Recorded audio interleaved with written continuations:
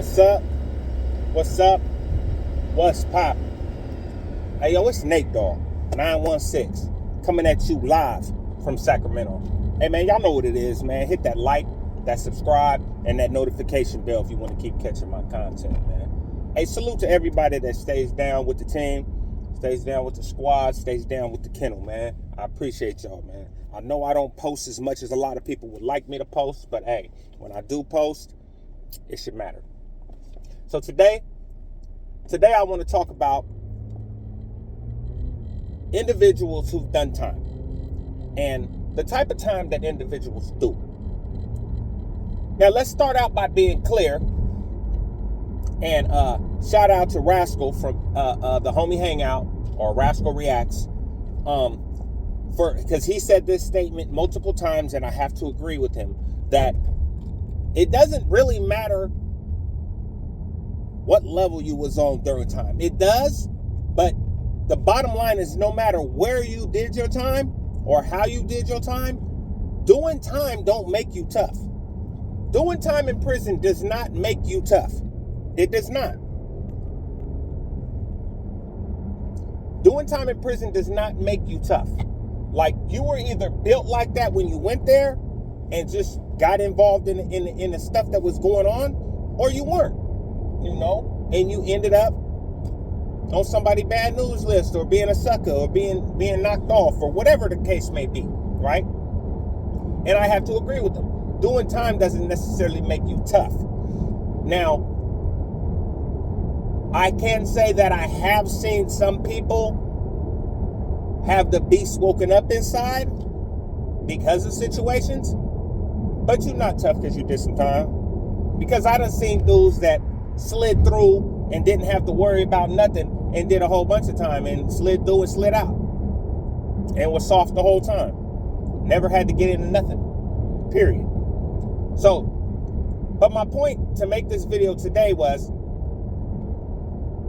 Saturday, I went and I had a dinner, a get-together, and we ended up throwing some meat on the grill. I grilled up some steaks, and I grilled up some kielbasa's and some hot dogs for the kids.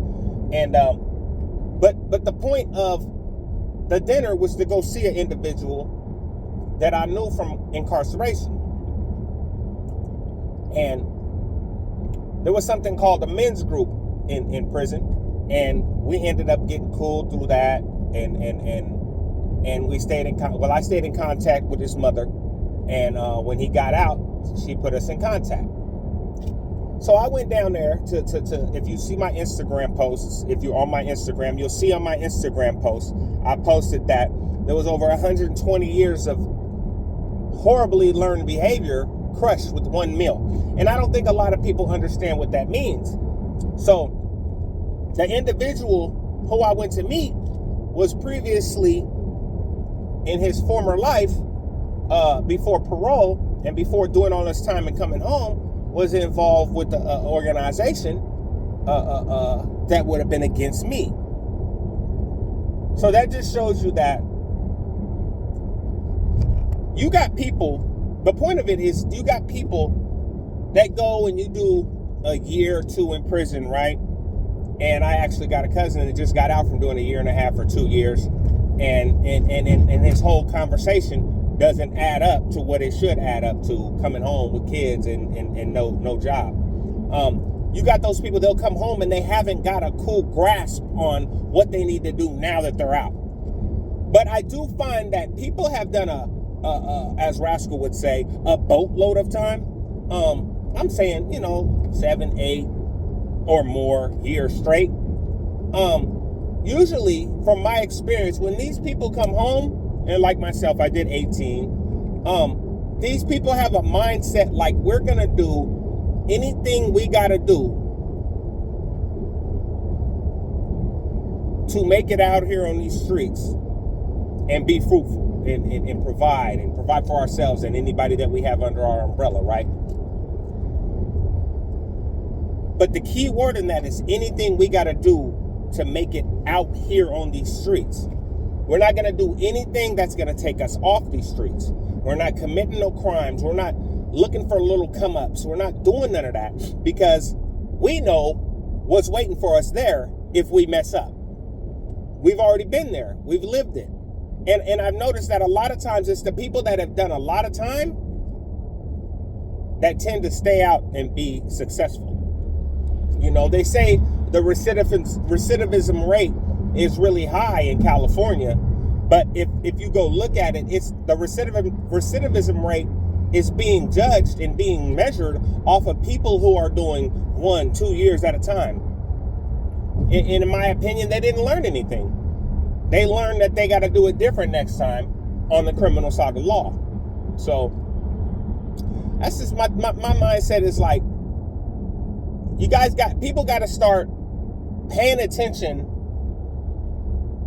to what people say, not just what they do, not just what they say. I'm sorry. Pay attention to what they do, not just what they say. Because a lot of people will talk about it, but very few are going to be out there and actually be about it. You know, actually get out here and do the work that's necessary to be successful and stay free. You know, I had to do the work the hard way.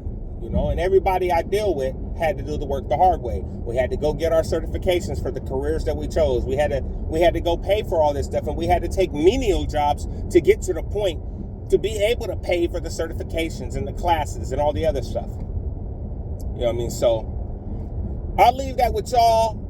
Don't be fooled by people coming out bragging about prison. Prison is not a badge of honor. Getting out and making it and staying free, to me, that's a badge of honor. And to me, that's gangster. And you can listen to whoever you want to, man. I'm going to just tell you the truth.